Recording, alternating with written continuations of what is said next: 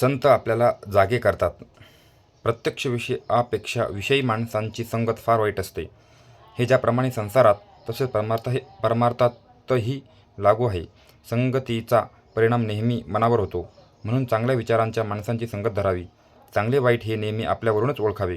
स्वतःला सुधारण्याऐवजी आपण जगाची सुधारणा करायला जातो हेच आपले चुकते. जगात संत असतील असे पुष्कळांना वाटतच नाही. संताला ओळखायला आपल्या अंगी थोडे तरी भगवंताचे प्रेम असायला पाहिजे. आपल्याला आपल्या ध्येयाचा विसर पडला, परंतु संतांनी आपल्याला जागे केले. चुकीची वाट चालत असताना अरे तू वाट चुकलास अशी जागृती संतांनी आपल्याला दिली.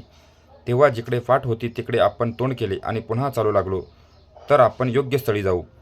संत आनंदरूप झाल्यावर स्वस्थ बसत नाहीत. ते ज्या लीला करतात त्या जगाच्या कल्याणासाठी असतात.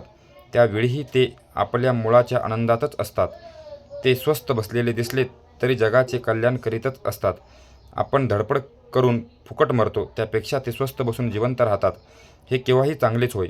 संत आनंदरूप झालेले असल्यामुळे त्यांच्या वचनानुसार आपण जाऊया. लोकांना उपदेश करण्यामध्ये संतांचा हेतू एकच असतो आणि तो हा की जे मला कळले आहे ते लोकांना कळून लोकी सुखी होऊ द्या.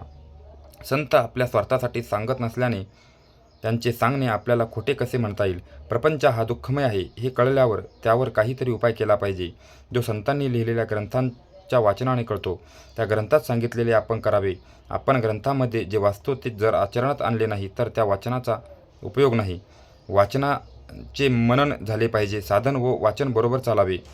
ज्या संतांचा ग्रंथ आपण वाचतो त्यांच्या कृपे वाचून तो नीट समजणार नाही.